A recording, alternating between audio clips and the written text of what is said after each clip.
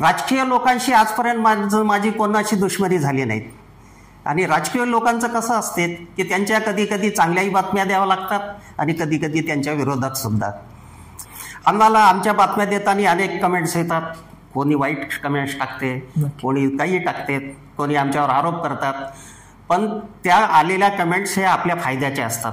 त्या कमेंट्स वाचून आपल्यामध्ये सुधारणा करणं हे शिक्षण पत्रकारांनी घ्यावं. नक्की. गणपती ज्यावेळेस आपल्या इकडे बसतात त्या विसर्जनाला तमाशा वगैरे आपल्या इकडे ते आता लोकनृत्य आहेत, एक प्रकार आहे महाराष्ट्रात, परंतु बरेच काही जे काही लोक आहेत ते आज त्याला ॲक्सेप्ट करत नाही, त्याला थोड्या वेगळ्या दृष्टीनं बघतात ते.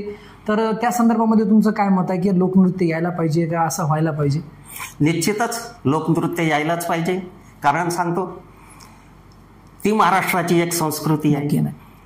विशेषतः त्या क्षेत्रामध्ये तुम्ही जाऊन बघा, आधी त्यांचा अनुभव घ्या, त्यांच्या वेदना पहा, त्यांना काय हवंय, त्यांना मान सन्मान देणं हे आपल्या काळाची गरज आहे. अहो, तुम्हाला गुजरातचा गरबा चालतो, दांडिया चालतो, उत्तर प्रदेशचा ढोल चालतो, चेन्नईचा तुम्हाला हात बत्कामा चालतो, महाराष्ट्राची लावणी का चालत नाही, हा एक प्रश्न मोठा पडतो. आणि गणपती उत्सवामध्ये आणण्याचं एकमेव कारण म्हणजे दिग्रजच्या जनतेला, महिला असो, पुरुष असो, युवक असो, युवती असो, हे आपल्या घराच्या बाहेर येऊन मानसन्मानाने बघतात.